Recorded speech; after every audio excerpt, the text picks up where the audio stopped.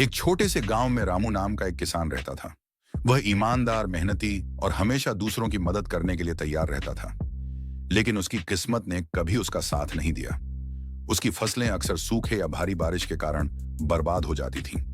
फिर भी उसने कभी हार नहीं मानी। गांव के पास एक पुराना तालाब था, जिसे लोग जादुई तालाब कहते थे।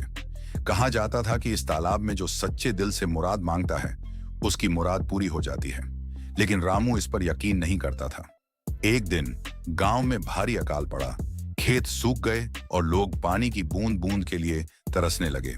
रामू ने सोचा, अब तो कुछ करना ही पड़ेगा। क्यों ना उस जादुई तालाब के बारे में सुनी हुई कहानियों को आजमाया जाए। रामू ने तालाब के पास जाकर सच्चे मन से प्रार्थना की, हे ईश्वर, मेरी मदद करो। मेरी फसलें सूख रही हैं। मेरे परिवार को भूखा मत रहने दो। उसकी आंखों से आंसू बहने लगे। अगली सुबह जब रामू ने अपने खेत में कदम रखा, तो उसने देखा कि उसकी फसलों में हरियाली लौट आई है। आसपास के सारे खेत सूखे थे, लेकिन रामू का खेत लहलहा रहा था। यह देखकर गांव के लोग हैरान रह गए। सबने रामू से पूछा कि उसने ऐसा क्या किया।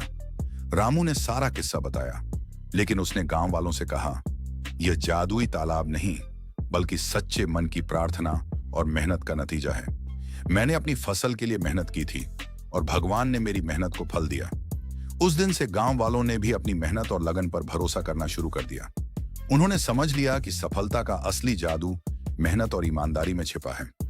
रामू का खेत उस गांव के लिए प्रेरणा बन गया। इस कहानी से यह सीख मिलता है कि अगर हमारा दिल सच्चा है और मेहनत में कोई कमी नहीं है, तो ईश्वर भी हमारी मदद जरूर करते हैं।